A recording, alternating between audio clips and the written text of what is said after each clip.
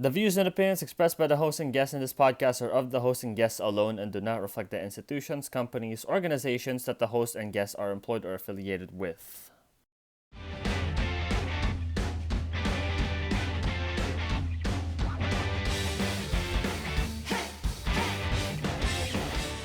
How are you guys doing? Excellent. How are you, John? I am great. For anyone who does not know, because we have some mainstream audience who are going to watch us on YouTube, on Facebook, excuse me, and of course on YouTube, and listen to it on like Spotify and other podcasting platforms. How did Action Activate got started? And y'all's nicknames too, Gazbot Knight and Big Dog Defender. How did that got started? I'll let Gaz take the lead on the first part. Okay. Well, our friendship came about because of Power Rangers. Okay. We had sort of known each other like from comic store magic, like kind of vaguely, but we weren't like friends really. Mm-hmm. And I posted something on Facebook. I think we were Facebook friends, but like again, you know, those Facebook friends you don't really know. I posted something about Power Rangers or Power Rangers toys, and I got my private message, my DMs blew up with the Big Dog being like, yo, if you like Power Rangers, you got to check it out. They have the Samurai Shinkenger Red SH Figure Arts. It's like $16, blah, blah. And I'm like, what? Where? That's crazy. And then we talked on Messenger for like an hour about nothing but Power Ranger toys and things like that. Mm-hmm. Yep. But that's not how the show started. So now I'm going to kick it over to Big Dog. Yeah, so everything Gazbot said, I mean, I saw him review, at the time, Megaforce toys, and then I reached out to him like, oh, have you looked at this? Oh, and then, hey, did you know about local toy shows? No, what? And then it went from me introducing him to that to us hosting kind of like selling things at toy shows to kind of hanging out more and more. We went and saw Kevin Smith, the writer and director, live a couple years ago. I want to say 3-4 years ago now. Maybe more. Yeah. Okay. But we saw him and one of the big things was he was just saying like, look, if you guys have something you know, like talking about, just do it. Like, it doesn't matter if you're going to get rich and famous or anything, but like, it's just fun to podcast and, you know, riff about stuff you like. So at the time we were like, man, that'd be cool if we did a Power Ranger show. And then it kind of like faded for a while. And then Gaz actually came to me and was like, hey, you know, we talked about wanting to do a Power Ranger show. What do you think of doing it where instead of me just doing my live art streams, we focus it where we just theme it on Power Rangers? And, you know, this new series Beast Morphers is coming out. Why don't we review the episodes since we're going to watch them anyway? I was like, okay, that sounds cool. Let's do it. So from there, we, you know, started with Action Activate. We would meet on, I believe it was Monday nights. I'd race home from work. There's a bunch of old episodes where it's like 10 minutes of him being like, burp, derp, big dogs, traffic. And because also in the beginning, we would simulcast to YouTube, but our primary platform in the beginning for a while was Twitch, actually. Mm-hmm. So it was always had to be live. So if he was late, I had no choice. But here I am, everybody. You know.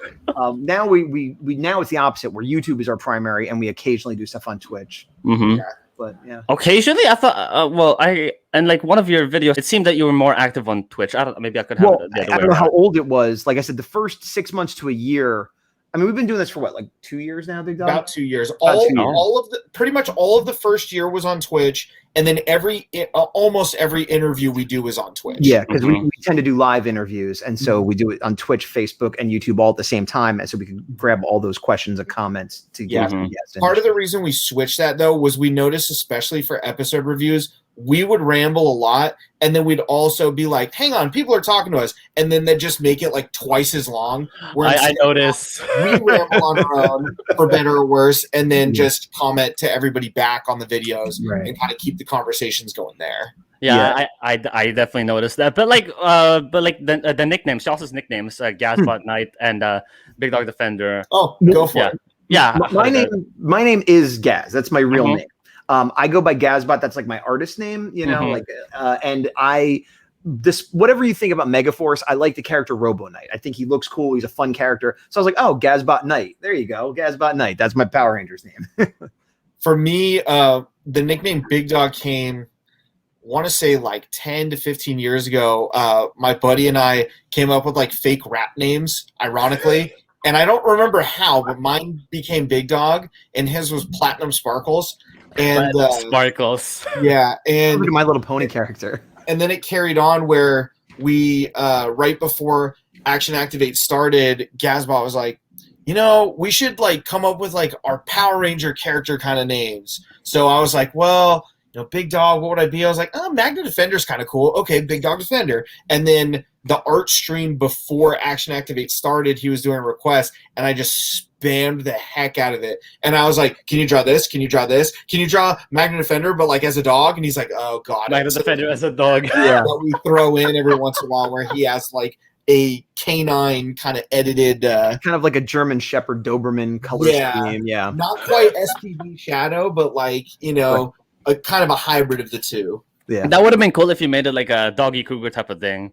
Well, this was before I watched SPD, so I had no yeah. for that. Yeah.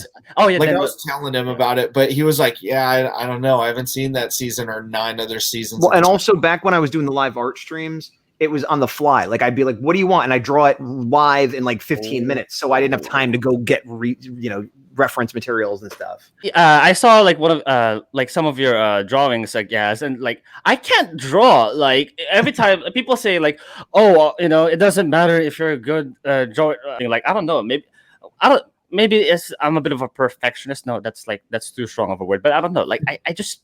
Even in sculpture, at least in high school, basically what I'm saying, guys, is like your artwork is very awesome. That's what I'm saying.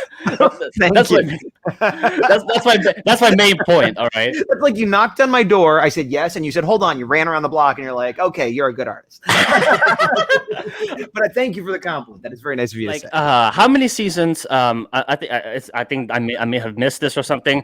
Let's start with Gaz. How many seasons have you seen of Power Rangers overall? I have seen every episode of every season except for Overdrive. I haven't finished, and Mystic Force. I've never watched a single episode. But other than that, I've seen every single episode of every season. Okay. And Big Dog. I've completed everything except for I haven't watched most of Overdrive. I've watched most of, but haven't like technically seen every single episode of Mystic Force. I guess I did finish RPM. Haven't finished all of Mega Force and Super Mega Force, but I watched it and then jumped around if the episode was boring. And then same with Ninja Steel. I didn't watch hardly any of Super Ninja Super Steel or Super Ninja Steel, but watched over half of Ninja Steel and just wasn't my thing. And I kind of just took the L on it and was like, I guess I haven't technically been a completionist. But everything else I've seen. You watched all of Dino Charge? Yeah, I watched it in real time. And all of Samurai? I haven't watched Super Samurai, but I watched Samurai. You get a Ninja Steel point. That's you. Sorry. Operation Overdrive. Let me back. You said it's your favorite season, and you haven't completed it yet. That's how much he likes it. He before even knowing the ending, it's already those few episodes he's watched are so much better than every other season he's ever seen. So for everybody that doesn't watch our show. One of the many running jokes on the show is that Operation Overdrive is my favorite season. You say it just like the clip. It's so well edited. I can't like completely hate it. So I've talked about how much I hate Overdrive. And as Gaz was kind of going through and like getting closer, he's like, it can't be that bad. You can't hate it until you watch it. So I made a vow to him. I'm like, I'm going to watch every episode with you, and I assure you my opinion will not change. And he's like, fine. So in February of 2020, we got together, sat down, watched like 2 episodes, and then we're like, let's do this again. And we're here now, and we haven't watched it again since for obvious reasons. So I'm hoping to change that soon in the next month or so. Maybe we can get another episode in the books, but we'll see how coordination goes. You guys are currently reviewing Dino Fury. Yeah. So, what will be the next season that you guys are going to review, other than like the new season? Because I know you guys did SPD. So yeah, there was talk of Mystic Force. Yeah. That was the front runner, but there was a few others that got thrown out. I don't want to say anything definitive because we're not sure ourselves. But Mystic, if we had to do one like tomorrow, it would be Mystic Force. Yeah. The problem with it, to be completely honest, is now that they've been taken off of Netflix, we're like, oh. Like it's no longer as high of a priority as it once was of like, we could watch it at the same time and, coordinate it online. And now it's like, unless both of us have the DVDs, which we don't, we would have to like figure it out. Like I have the Overdrive DVDs. I bought them. Of course you do. Of course you would have. Exactly. This is where the truth comes out. He tried to play it off, but this is where the truth comes out. I bought it from some library on eBay.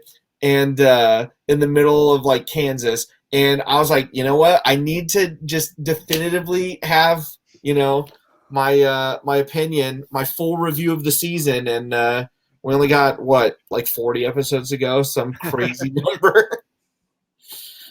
Yeah, because good thing we covered this one, because like what I was gonna ask you was like but good thing you explained it. I was gonna ask you like I've read like comments about mostly bad comments about like Operation Overdrive. So and the fact that you said that both of you guys saw 2 episodes, I guess that explains it. We've seen more than 2. We watched Yeah, 2 we've seen together. Like 6 or 6. Yeah, it was only a couple like together. 6, 7, 8, something like that. Yeah. Mhm. I like, joking aside, it is not my least favorite season. I understand why people don't like it. What's your least favorite if it's not that? I hate to say, because I try not to be negative. I think Well, you could probably guess. I was gonna ask you, yeah, what's your favorite least? Do you want to take a guess? Oh, me. I'll give you a hint. It's a Neo Saban season. Yeah, Super Mega Force. Nope. Mega Force. Nope. Ninja Steel. Ninja Steel. Yeah. Oh, ever since Neo Saban, ever since like Super Mega Force ended, and I just didn't watch Power Rangers because I mostly concentrated on like Super Sentai and Kamen Rider and Ultraman. As you should. Because they're better. Is Dino Fury something you guys recommend? Because I have a friend from San Antonio that said that, yeah, give it a chance. Any thoughts on that? Or yes, I would recommend it. It's still obviously got a long ways to go. There's like 1 or 2 episodes that isolated. Like if you just watch it that week, you're like, this isn't that great. But if you watch like all of them in a short amount of time to catch up, it flows a lot better than the couple of like lower points from the initial 8 episodes. Yeah, okay. I would generally agree. I don't know if I would say this is the season you should watch if you haven't watched the Mega Force early, but there is more good than bad. Yeah, it's tough for me because, like as we talk about in our reviews, I have been disappointed in this season, but that's because I had really high hopes for this season. I know you didn't like the cockpit, that's for sure. Yeah, no, I'm so sick of that cockpit. I'm so sick of a bunch of people standing on pedestals that they can't even move around. Whatever. Yeah. I don't like those cockpits. They're terrible. This is that whole ramble thing we were talking about, where if you give us an inch, we will. It looks like a dance studio. It looks like a dance studio. You know what I mean? If it's a capoeira themed season, fine. But it's supposed to be dinosaurs. What are we doing? But yes, no. But Dino Fury has more good than bad. I like the actors a lot this season, and there are things about it I do like. But I don't know, Beast Morphers, I might recommend over it, but that's only because I know where Beast Morphers goes. I don't know where Dino Fury goes. And I know Beast Morphers also had some growing pains in the beginning, but by the time you got to the end of season 2, it was fun. And it was season 2 was awesome. It had a couple dips, but season 2 as a whole, like very my bias honestly comes from like I had so much fun reviewing that season that like it elevated a lot of those episodes. That's true, but it wasn't just us. Like online, a lot of people would say that those are worth watching. It's not just it's a general opinion, I think. That being said, if you were going to go back to Neo Saban, I do think most people would agree that Dino Charge, especially the first season of Dino Charge, was pretty fun. And of course I love Samurai, but I know other people don't. Why do you love Samurai? I'm asking that. I have a sentimental attachment to it because I didn't grow up watching it, but I had left, the fandom. Like I'm older than both of you guys. And so I watched Mighty Morphin and like stopped watching. Like, and I wasn't like, and I was probably too old for it at the time. I was like, Mighty Morphin, this is kind of cool, and kind of forgot about it. And then my sibling, who's younger than me, a couple years later, was watching Zeo. So then I watched some Zeo and I watched some Turbo a little bit, and then forgot about it again. But I always liked the robots and the designs because I like superhero stuff and I like Godzilla. So like aesthetically always appealed to me. And then I kind of remembered it existed at Comic-Con. I saw a Green Ranger SH figure arts, and then I ran into Jason David Frank and I got a free picture with him because he was just being nice. And so I was like, Power Rangers. And then I heard about like it hadn't come out yet, but the Super Mega War, like the Sentai had come out. And so they were saying how it was going to be in Power Rangers. And I was like, you know what? I'm going to like check it out. And so the first new season I watched since like early Saban was Samurai. It was on Netflix. And I'm like, let me just watch it. So it was my reintroduction to the franchise. And so even if I watched it now and see a lot of flaws, coming from like Mighty Morphin and Zeo, it in a lot of ways seemed better. because a lot of the effects were better and a lot of the problems with those. And I'm not trying to get into war saying it's better than Mighty Morphin, but just in terms of it looked modern. It looked like a new show. As some of the aesthetic too, like the costumes were cool and the spin swords were cool as well. Right. And there was a lot of stuff that people had seen for 10 seasons that was the first time I was seeing it. You know what I mean? In that season. All that aside, I still really like certain parts of it. I think the Decker storyline was great, and the Dai storyline, I thought that was really good. I hated Master Xandred, even when I watched it. I think he's a terrible villain, but all his lieutenants I liked. And I love Antonio. He's one of my favorite Rangers of all time. I'm a sucker for shiny gold and shiny silver. I love super speed. I love smart alecky people that are like, I'm going to do what I want. And so, yeah. So even though I now, having watched more and hearing what people think, can understand the criticism, it's always going to have a special place in my heart, and I'm always going to defend it as not being as bad as some people say it is. You sure your favorite season is not Jungle Fury? That is my favorite season. Oh, it is. Well, that is absolutely my favorite season.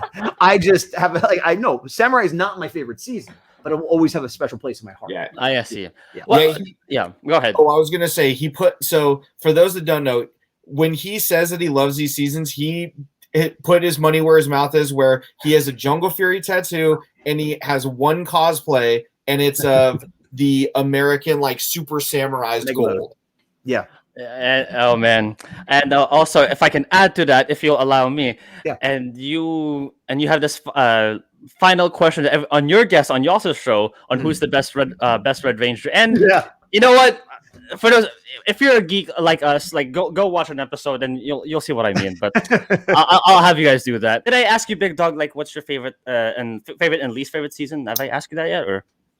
You didn't, but we actually talked about this the other day, and it was really difficult. To me, my knee-jerk reaction of my favorite season is in space. I watched Mighty Morphin all the way through part of Ninja Storm, like in real time. And Ninja Storm, kind of like with Gaz, was like where I was like, I'm like definitely too old for Power Rangers. And then also when it switched to Disney, like the timing of when it came out was different, and I just kind of didn't watch as much. But I'd catch bits and pieces here and there through the Disney era. But like some of my favorite things in all of Power Rangers are in space. It like as a kid, I was like, it'd be cool if different teams came together. People from various seasons were all together. We had complete like evil Rangers that were done right. We had two great generals in Ecliptor and Darkana, and like all this stuff. It was just like, yep, the coolest looking foot soldiers we've ever had. Like the gliders instead of the bikes, like everything about it I loved.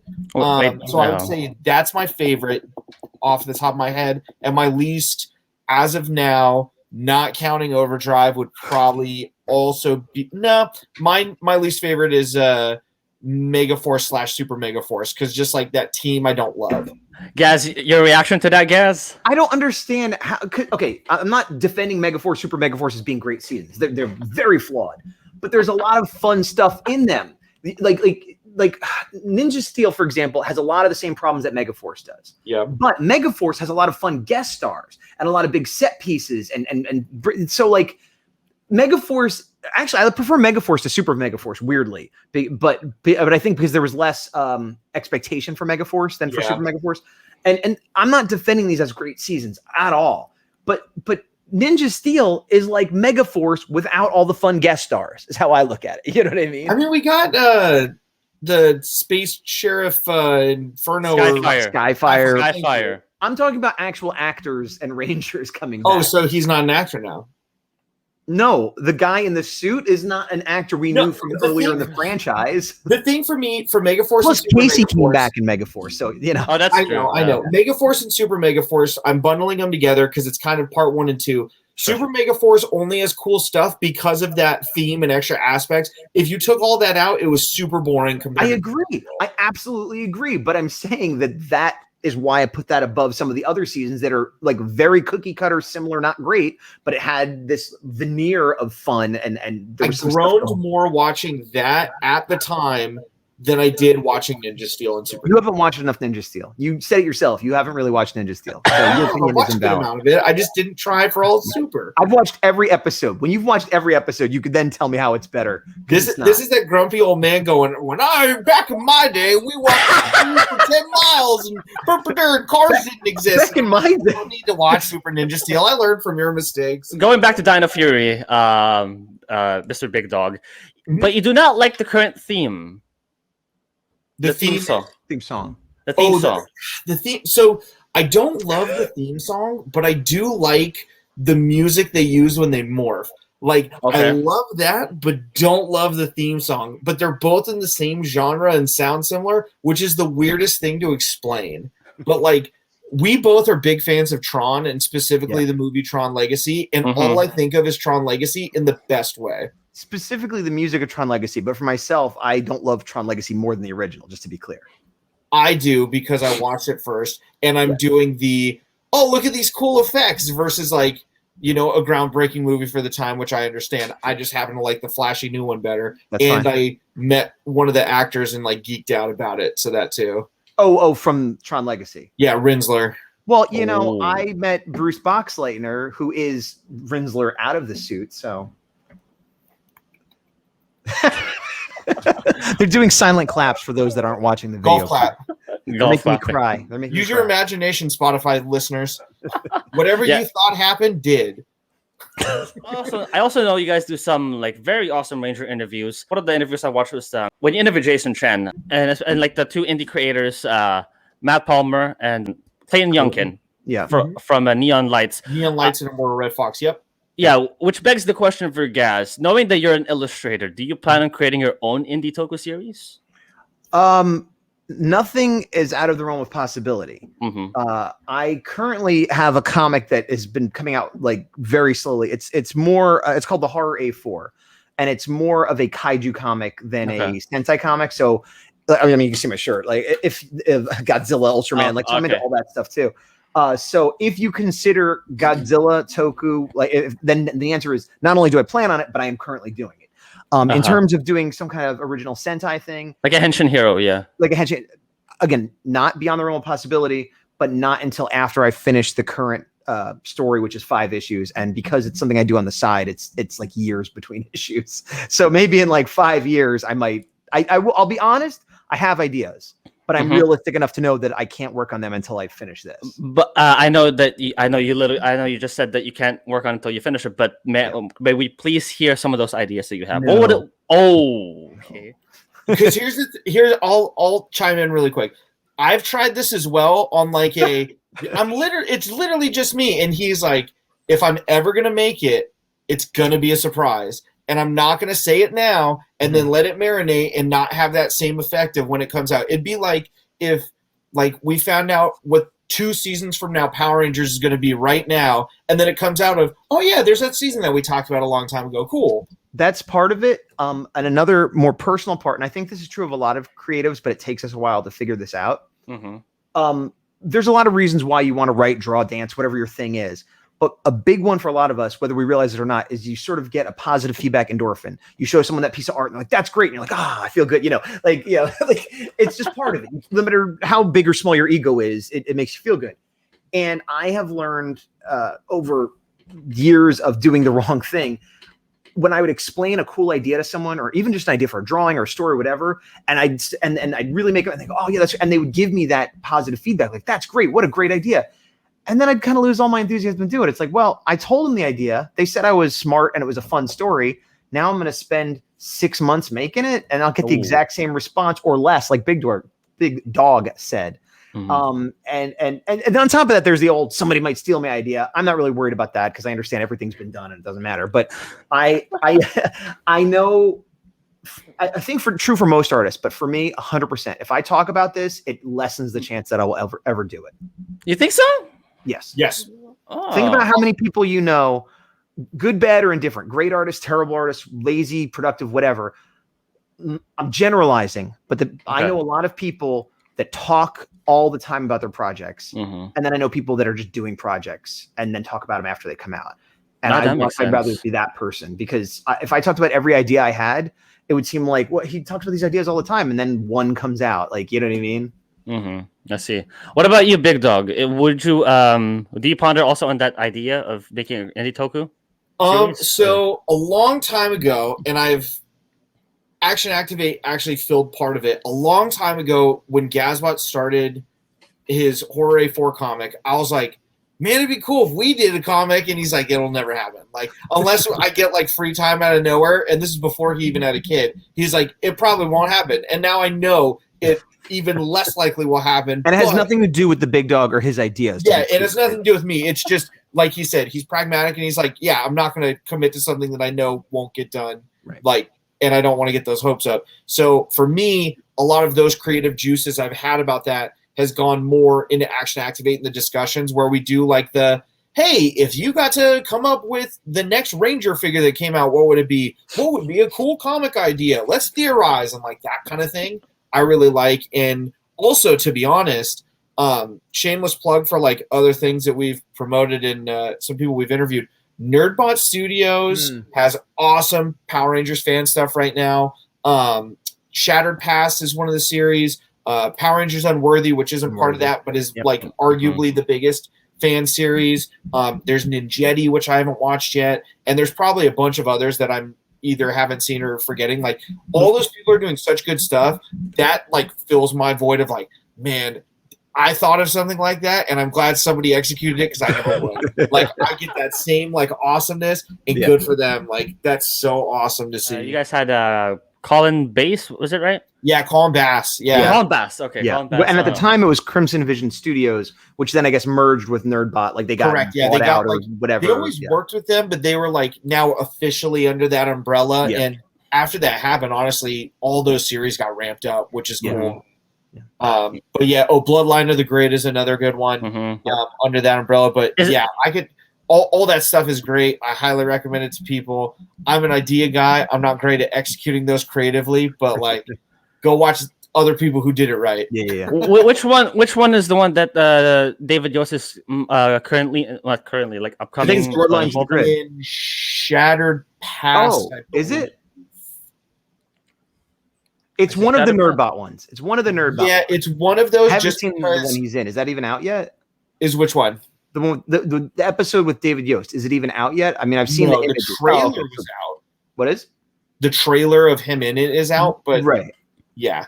Okay. Well, I don't feel so bad for not remembering because it isn't out. Yeah, it's one of those things like when you watch it, you know which specific storyline you're watching, but also now they're doing such a great shared universe that like you kind of forget in a good way. Yeah, originally like it's all good stuff all the time. That's connected. It started off as like two very distinct things, and then because they're all popular and they're all nice people, it's just all blended together, and so in a good way, it's hard to tell them apart now. Exactly. Wow. I see. That's really cool. And the one with Christopher Kamen Lee, that's Bloodline of the Grid. I see. Yeah. I have more to catch up with. I've been like, here's the deal. I've been like scattered all over between like Super Sentai, Kamen Rider, Ultraman. I don't know why. Have you guys seen? Because I noticed you guys don't do like review like Toku episode reviews. Is that something that is on y'all's radar someday for Action Activate by any chance? Or I'm definitely not opposed to it, but it's kind of like what we were saying about the Ranger seasons. It's honestly just like us both having it / wanting to watch a specific series. Gazbot's a lot more invested in Ultraman and like has a specific way he wants to watch it, where I'm like, I'll watch whatever, I don't care. So it's kind of like balls mostly in his court. Boom. Don't ever ask me or my son about reviews again.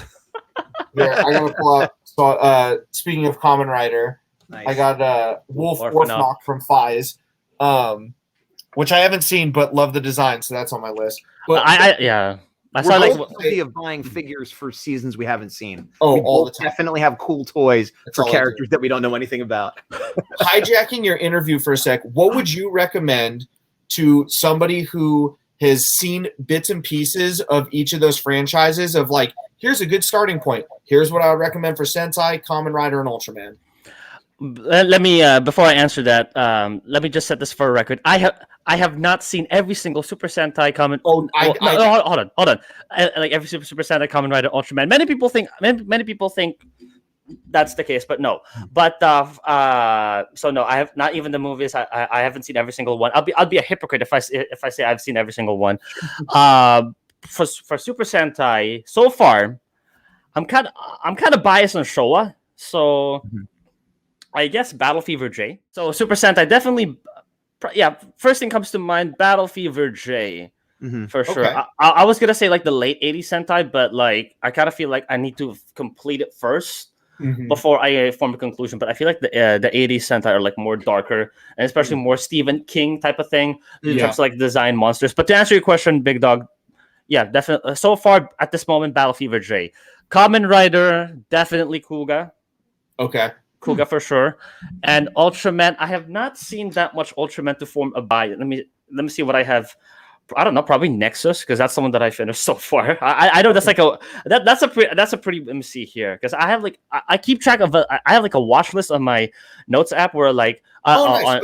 Like episode I'm on episode 4 of this particular season. Let's see here, which one did I finish? Okay, solid answer. So for Ultraman, probably is. Because I'm still watching the old ones, especially the first one. Probably Zed. Zed's pretty good. I like it. And especially it had like the fact that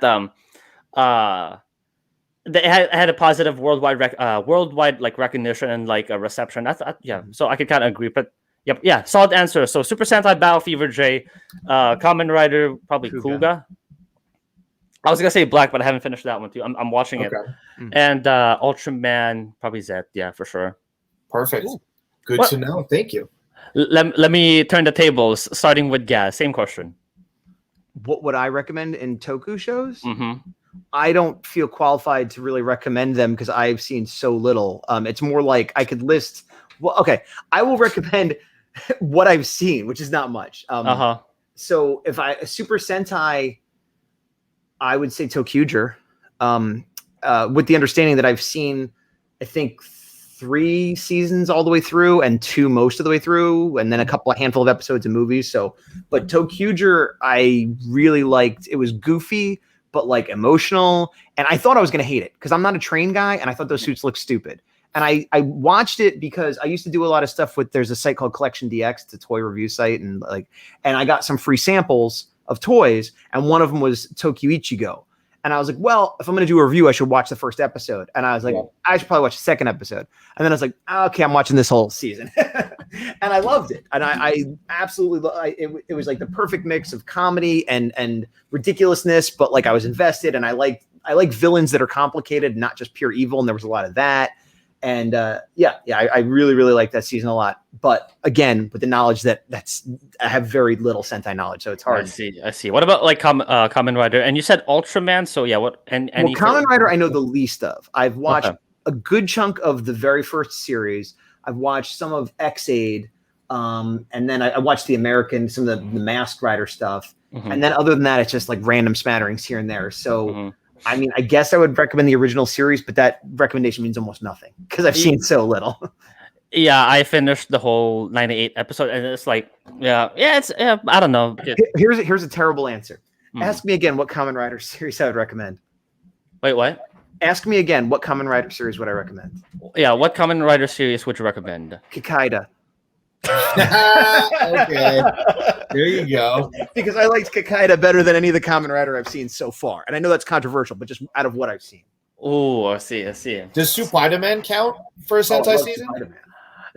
I mean, it led the way for like why Super Sentai is the way it is. See, this is the reason why I'm pro Marvel and anti DC.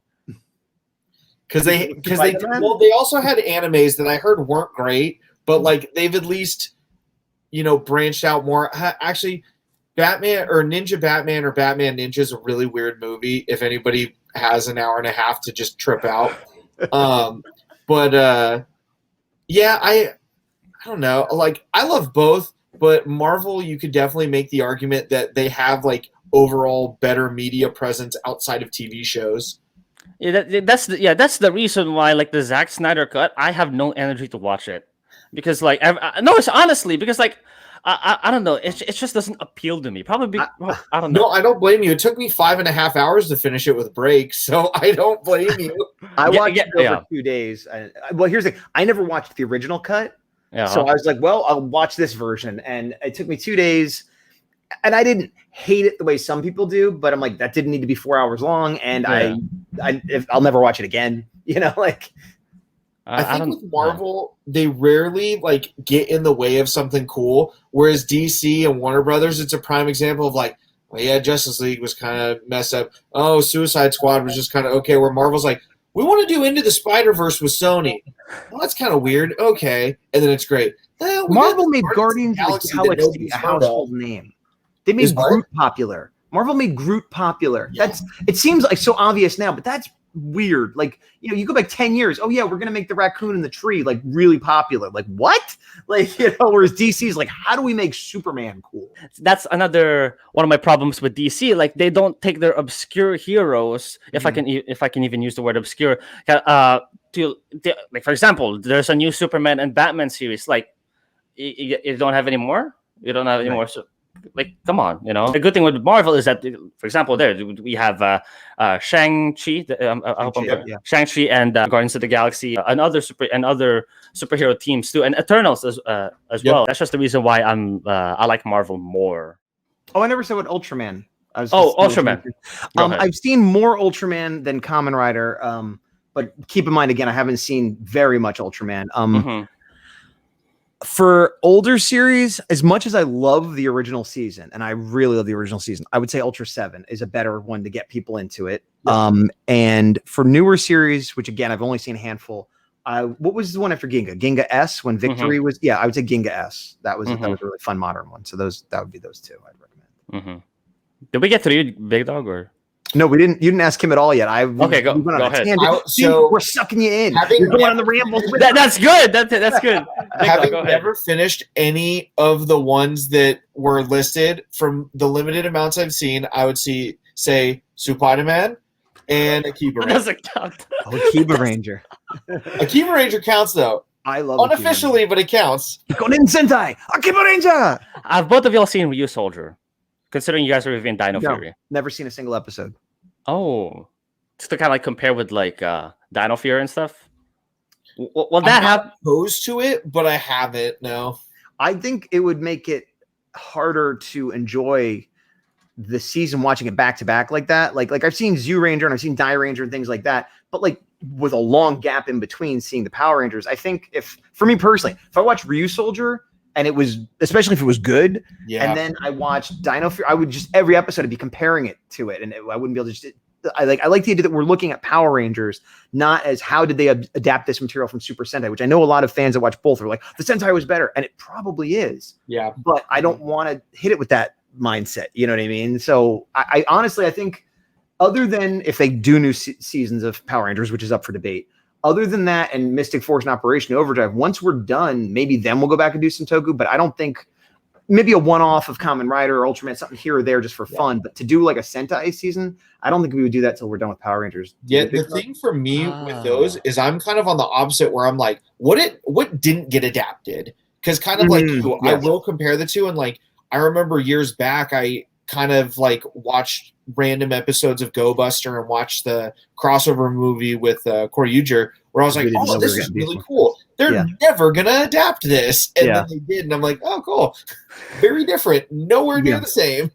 Yeah, so if we were going to do one anytime soon, it would be like a Kaku Ranger or something older or, I'll go back really quick to the Dino Fury cockpit. What would your suggestion be to Hasbro as to how future cockpits should look like in future seasons? I got an answer. Go first. I would say dictate the cockpits based on what the Zords and suits look like and what would make, like, don't have a formula for what they're going to be. Make them unique for each one. Now, I understand that's a budget thing, but even if, but just on a baseline, most of the time, I would want each Ranger to be in a cockpit in their own Zord. And then when they combine, then either stay in their own cockpit or then come together. That's fine. But it should still look like a cockpit, like well, you haven't seen SPD, but even like, okay, even Mighty Morphin, you know, like they'd be in their own, and then they'd come together in or Megazord, you know. Yeah, I see Mighty Morphin. Yeah, yeah. So I think they should have, and they should have cockpits. Now, do they always have to literally be sitting in a chair with controls? No. Maybe they could be standing up, and it could look more like Pacific Rim, or maybe it could I was gonna say, that's fine. Yeah, I have no problem with that. It's not, but I'm just against a blank dance studio where everyone's just doing karate moves that have nothing to do with what's going on. Pull out the mega cannon, and they're like, yeah. It's like, what? Why are they kicking in unison when they're throwing like laser stars or something? Like, I wanted to sort of somewhat match what they're doing, but the real thing is, it just feels very generic the last X amount of seasons, with the exception of Beast Morphers. Beast Morphers did a good job with cockpits. They're like the best ones in the last X amount of years, I think. But tailor it to the show. Don't think about the easiest way or the cheapest way or look at what you have, and just like everything else, make the cockpits fit the suits, fit the aesthetic, fit the base. They put so much work in everything else. And because again, with Dino Fury, I love the base. The base is all American made and it fits everything else perfectly. And then they get in the dance studio. So yeah, I would say I care less about the setting of the cockpit if what they do makes sense, like what Gazbot said.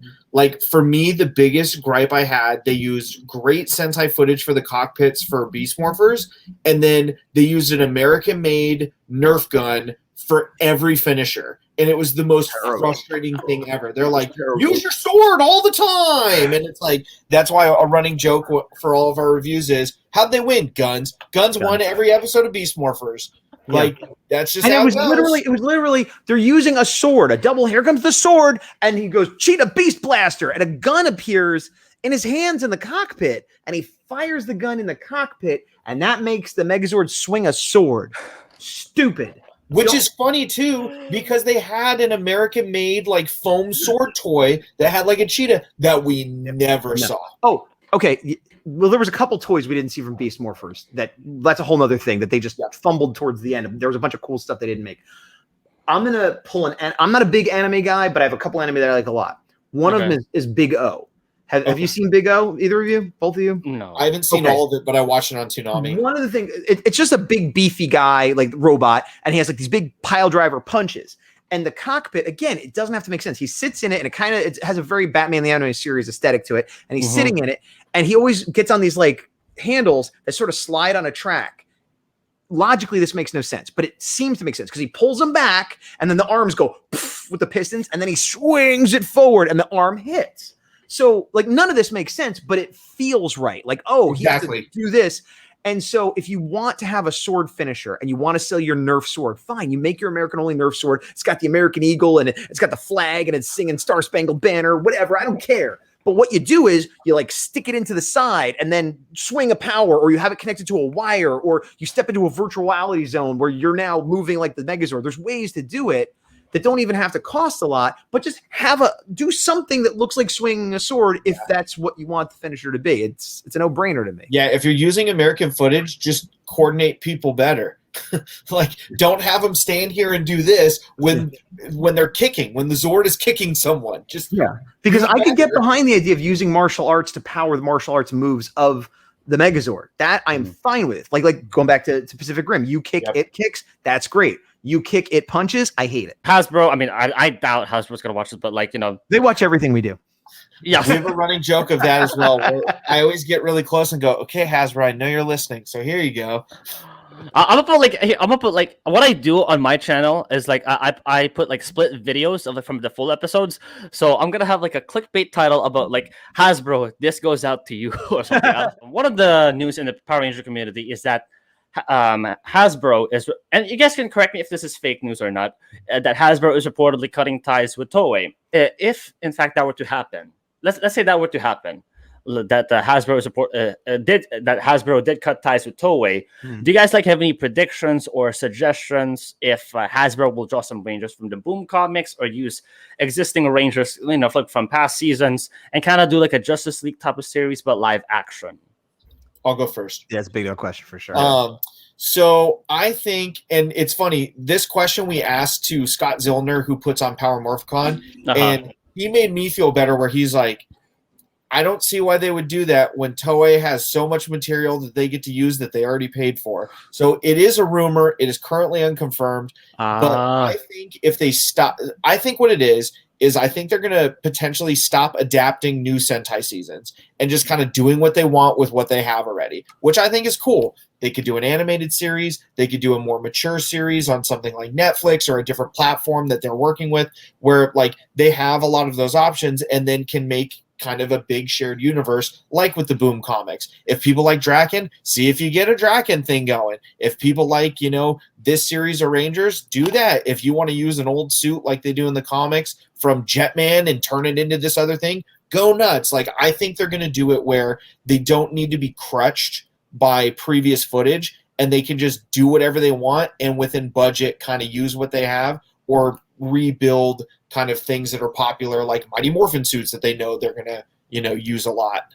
Because Hasbro has a lot of money. I mean, like, especially I they heard own that a lot of stuff. yeah, and the fact that they're developing like a new TV series, I mean that should say something. But Gazbot, Well, here to respond.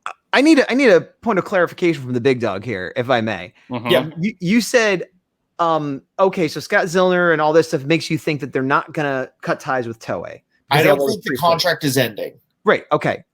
And I'm not saying we don't know if it's going to happen or not. So I'm not trying to argue that, but you said you don't think it's going to. And then you said, I think they're going to stop adapting new seasons, which seems to be the opposite of what you just said. If they're not adapting new seasons, then they're not using that footage from Toei. So then I don't understand what you mean. I don't think they're going to do the formula they've been doing of what was the Gem Sentai that just came out?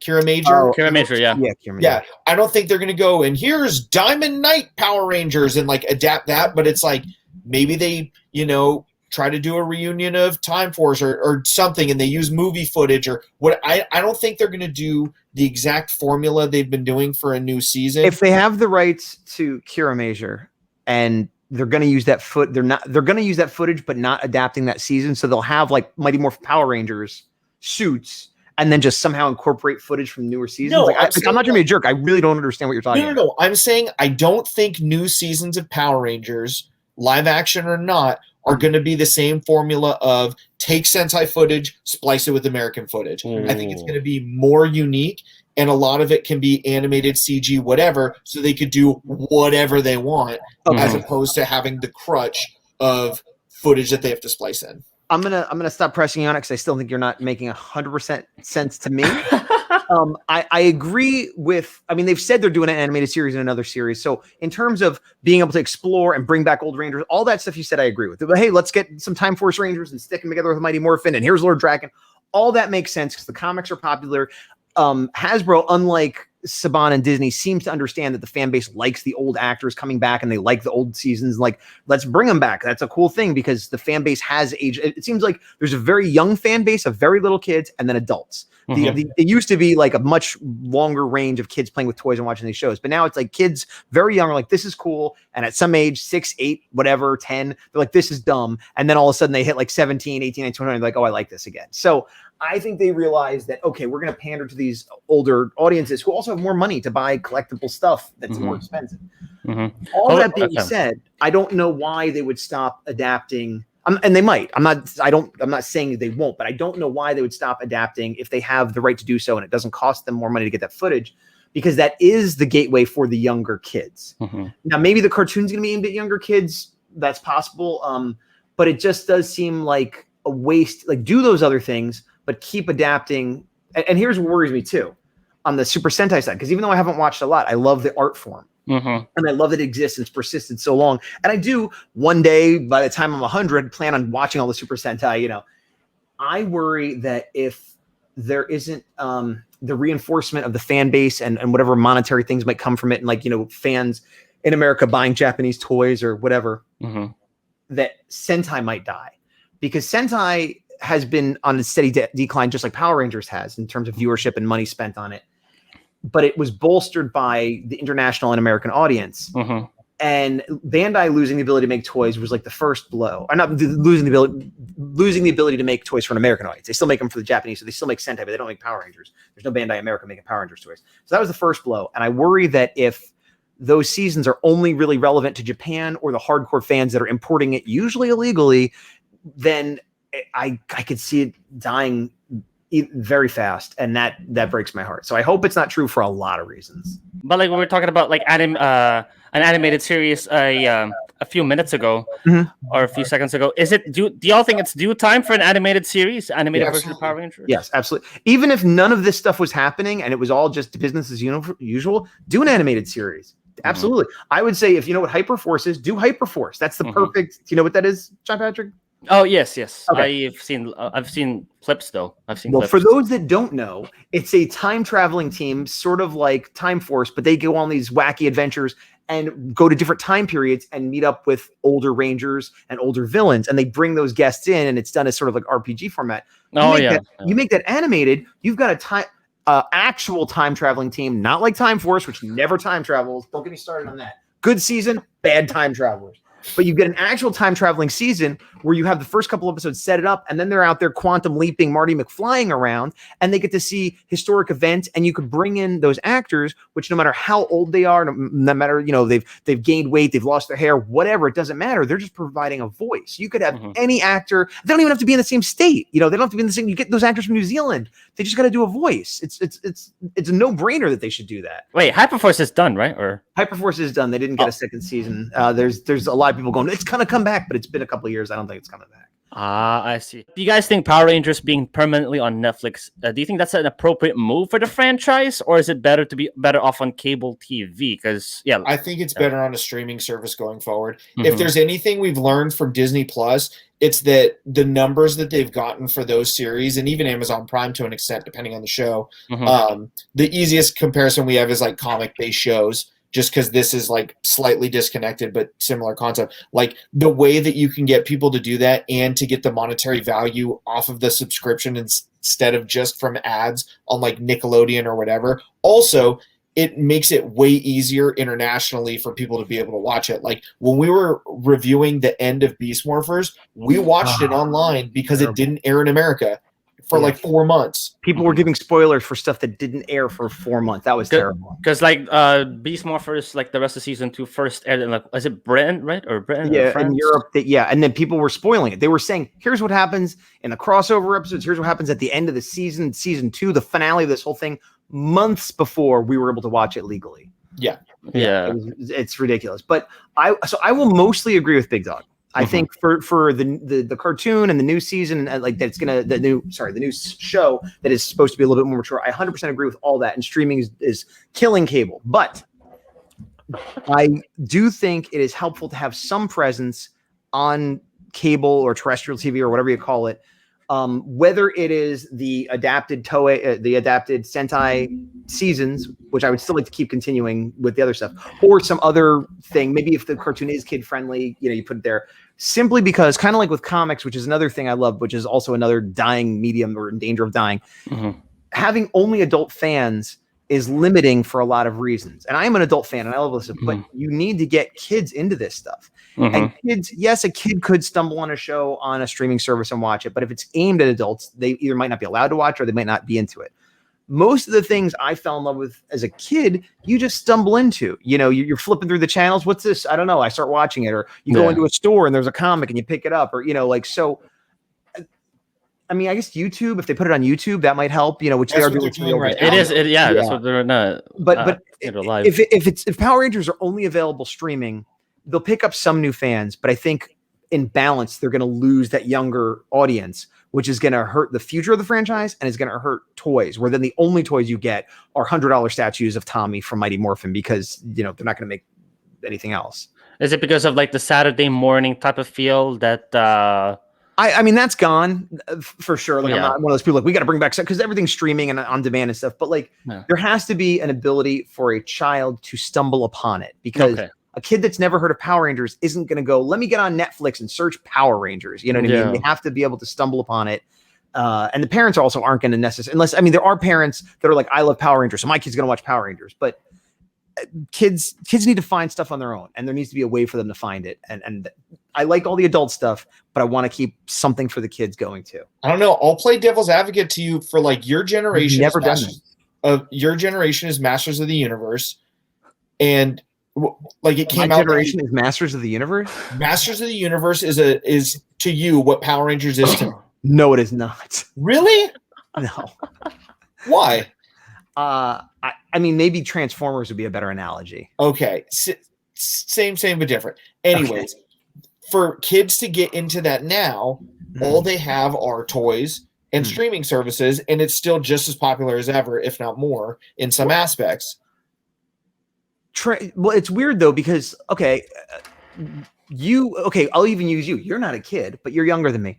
You are collecting right now, and I don't understand why. Like, okay, I'm now not putting out a theory of why things are what they should be. This is me just saying I don't understand life, because I collect Transformers and I have since I was a kid. And lately they've been putting out modern versions of the original Transformers from G1, from the cartoons I watched as a kid, the movie I watched as a kid. So I have this sentimental attachment, and I bought 15 versions of Grimlock because they're all getting closer to that perfect version, you know, because I'm an idiot. But like, and so people that grew up on that, I understand we're suckers and they brainwash us and we're going to buy Grimlock from the G1 forever.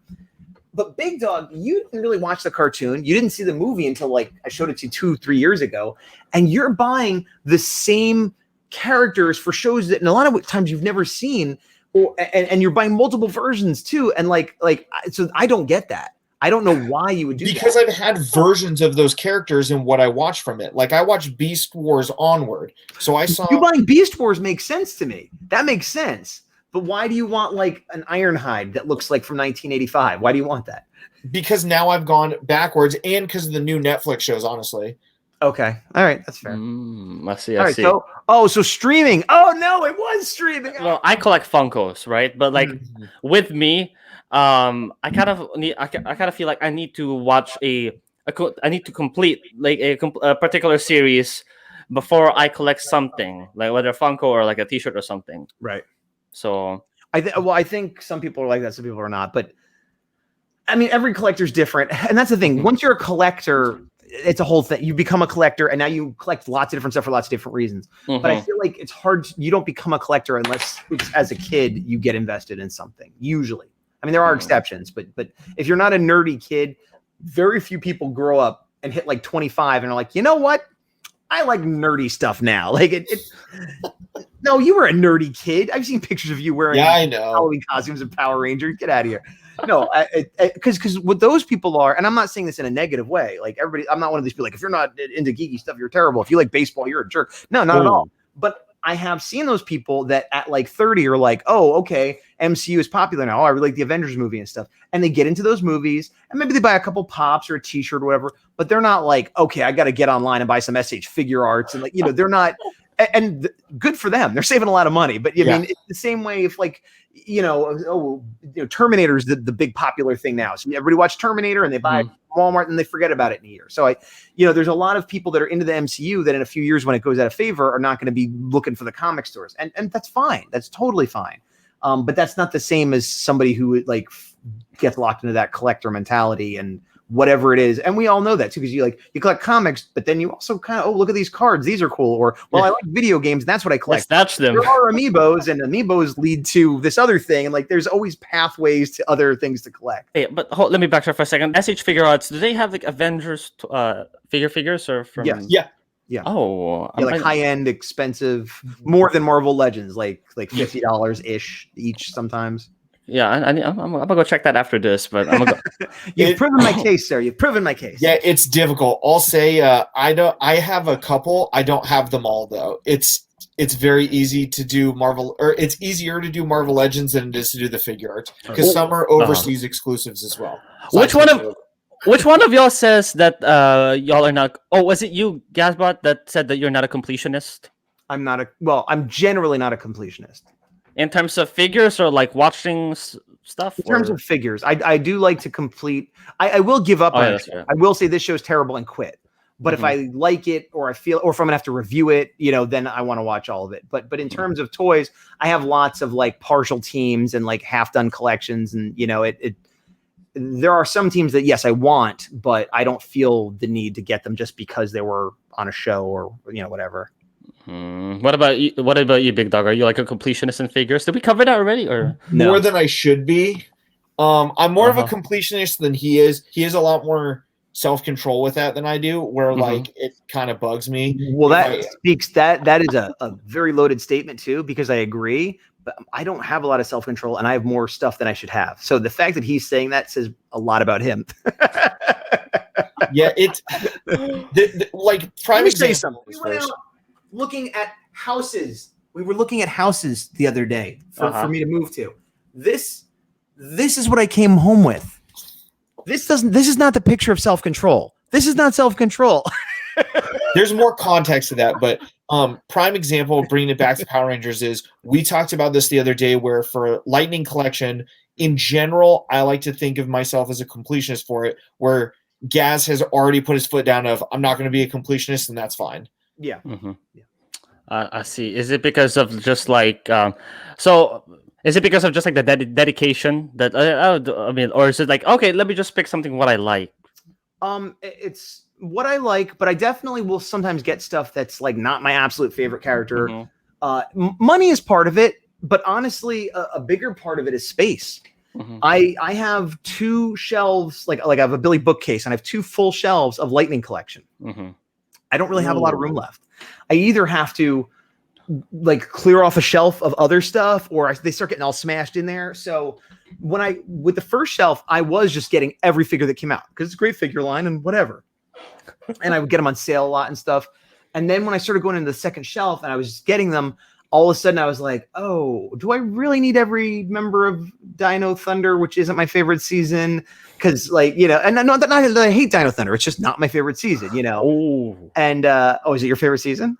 It's one of my childhood seasons, but I ought to give it a rewatch because like my childhood seasons will be like Wild Force, Ninja Storm, Dino Thunder. I need to give them a rewatch. Out of those 3, Wild Force. Wild Force is one of my guilty pleasures from when I was a kid too.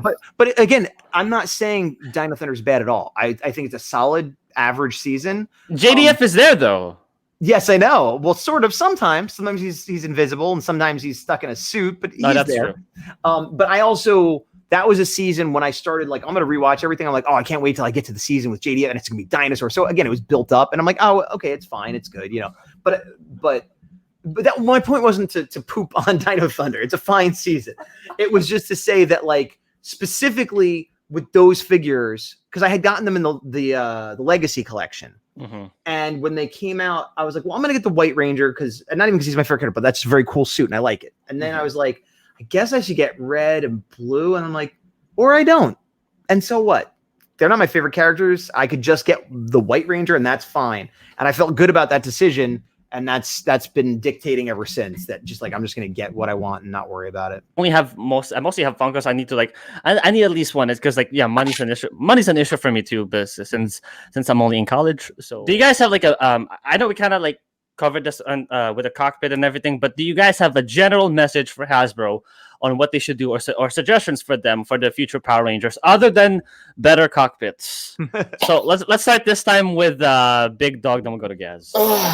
All right, so what I would say, and this is very prevalent in this season so far and something I've said a lot, is don't like force certain themes or character attributes or things on us. Just let things be. Perfect example, there's a character this season called J-Borg, and what they're supposed to be is a robot comic relief character, and what they fail to do often is be a comic relief that's funny.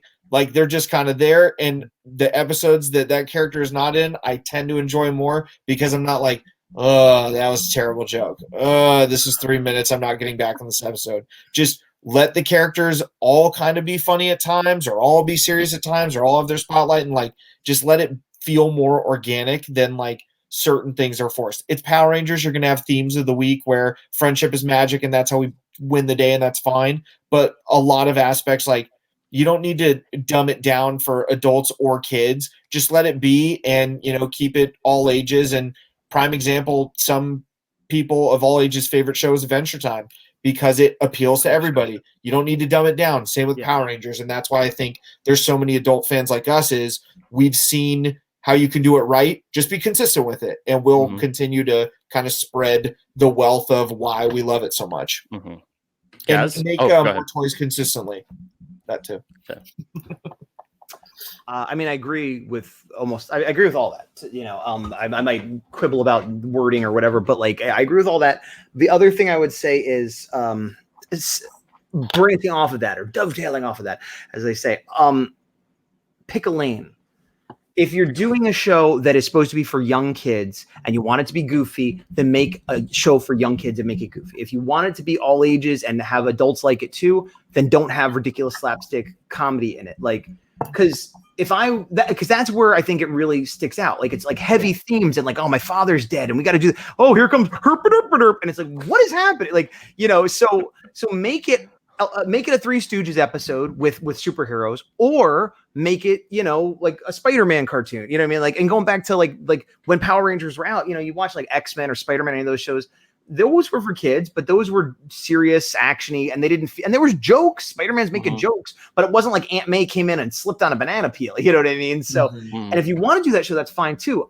I do think having multiple versions of Power Rangers is a good idea, like they do with Marvel. They have like, what is it, Superhero Squad for like very little kids. Yeah, and it's those characters just goofing around and being nice, and oh, somebody stole my pie. Fine. And then you have like the cartoon that's more for like 10, 11, 12, 13, whatever. And then you have the movies that adults like. Like, I'm fine with having those different generations. And I think Hasbro should, because I said you want to keep the kids in and have it all the way up to rated R. I don't mind. Have a rated R version on Netflix or whatever. But keep an internal logic and consistency within it, whatever it is.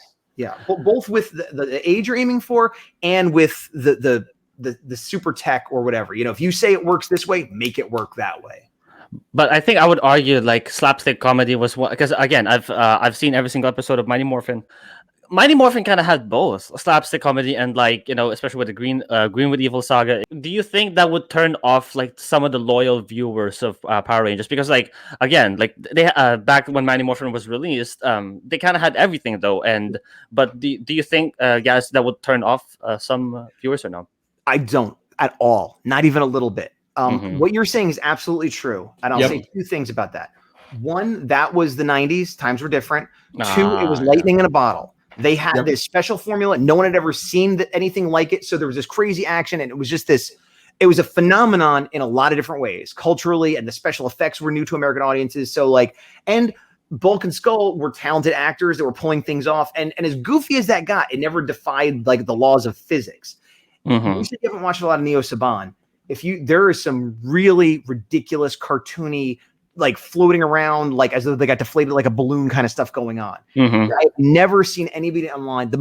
I'm a defender of these characters more than anyone, and I don't want them.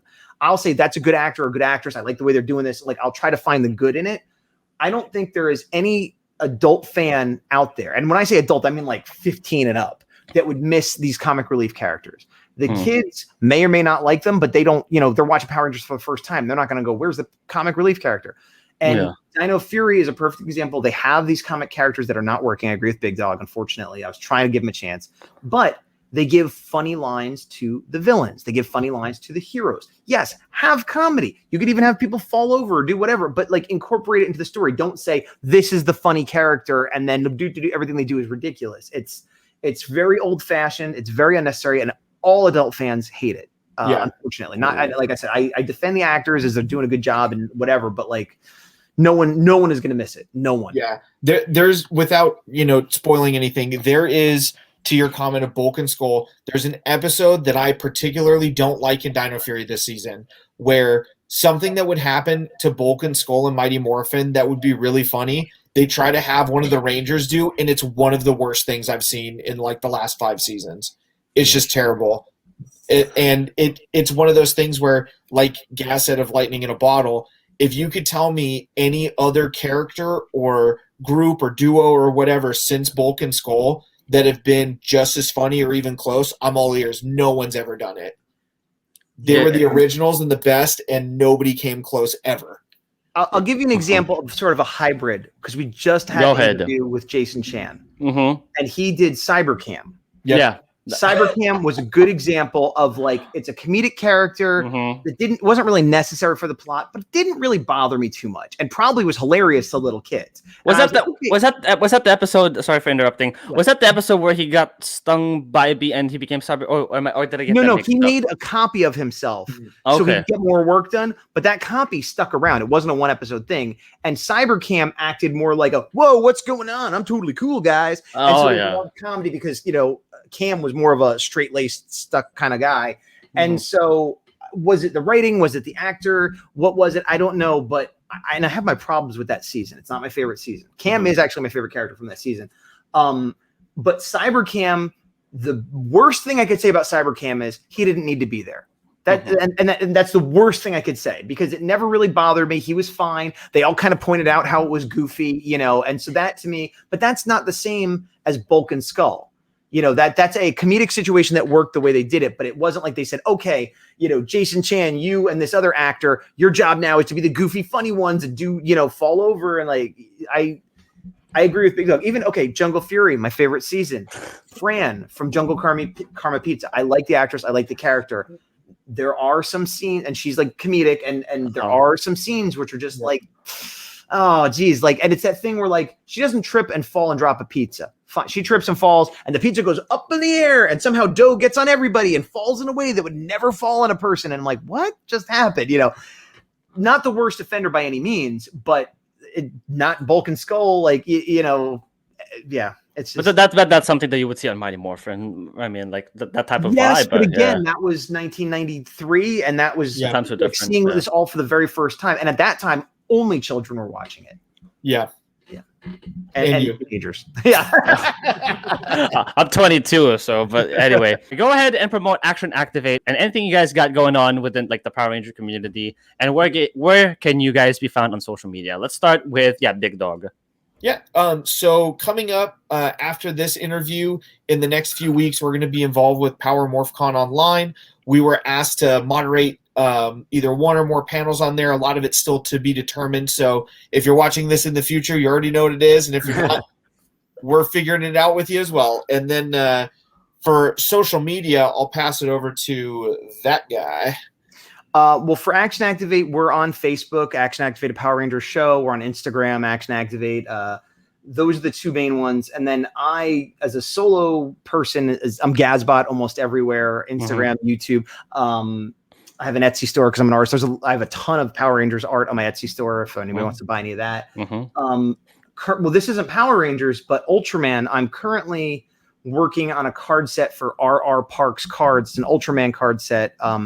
I'm doing sketch cards for it. I've done 30 already. I just signed on to do another 10. So wow, you can check that card set out. And thank you. And you may get my art, but if you don't, you might get Matt Frank's art. He's on there. There's a lot of really great artists. I'm not sure how I got in there, but so that's like the project I'm working on right now. And then to see Action Activate episodes recorded, go to Gazbot on YouTube, and that's where our previous episode reviews are, our interviews, both virtual and in person, anything we've talked about for toys, news, what have you. It's all there. There's playlists. Take a look, and I highly recommend commenting just because we are as frequent as we can be in those comments. And even if, there's a slight delay, we love hearing from people. We love conversing about, anything related to the show and Power Rangers. So please, comment in there and we'd love to talk to you. And you guys are not on Twitch, right? Or you're... Well, we have a Twitch channel. It's I forget what it is. It's like Gazbot with like 3 underscores or something because I couldn't get regular Gazbot. But generally nowadays, the only thing that'll go up there is when we do a live interview, or sometimes we'll just do a live Q&A with us, or so anything live we do will go on Twitch. Yep. But like that's not the best. If you're only on Twitch, then yes, you can find us there, but that's not the best place to find YouTube us. And Facebook, I'd say, are the best.